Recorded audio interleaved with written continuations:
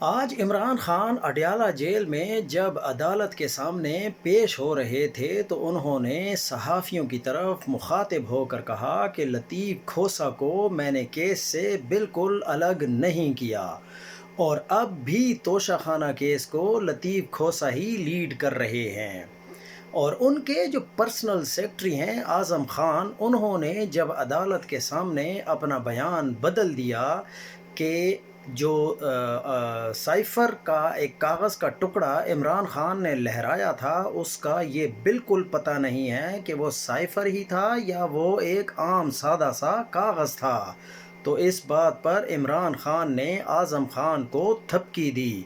اور اس سے اعظم خان میں اور ایمان بڑھ گیا اور ان میں یہ ہمت آئی کہ ان کو سچ بولنا پڑا۔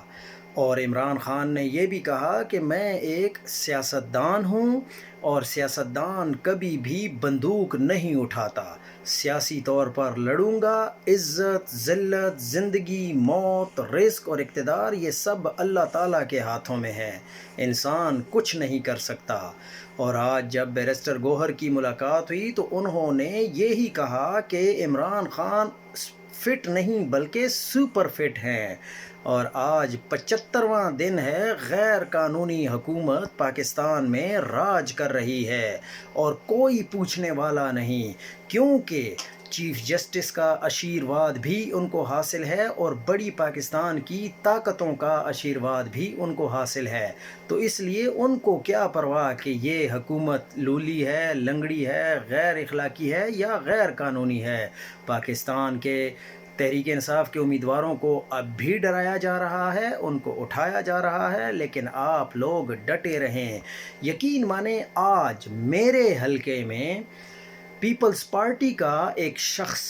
جو کہ اس وقت امیدوار ہے، وہ مجھ سے ملنے کے لیے آیا، تو جب اس نے ووٹ کے لیے کہا تو میں نے اسے یہی کہا کہ آپ تو پہلے پاکستان تحریک انصاف میں تھے، اس کا مطلب ہے کہ آپ تو لوٹے بن چکے ہیں۔ تو انہوں نے اپنے منہ پر ایسے انگلی رکھ کر مجھے یہ کہا کہ بھائی مہربانی کرو یہ باتیں یہاں نہ کرو، آپ اگر مجھے ووٹ نہیں بھی دینا چاہتے تو آپ پی ٹی آئی کو بھی ووٹ نہ دینا، بے شک آپ مسلم لیگ نون کو ووٹ دے کر کامیاب بنائیں۔ تو اس سے آپ اندازہ لگا لیں کہ اب بھی نون لیگ اور پیپلز پارٹی، جمعیت علماء اسلام، جماعت اسلامی، یہ سب جماعتیں ایک ہیں، ان کو آپ نے یہ نہیں سمجھنا کہ یہ علیحدہ علیحدہ جماعتیں ہیں۔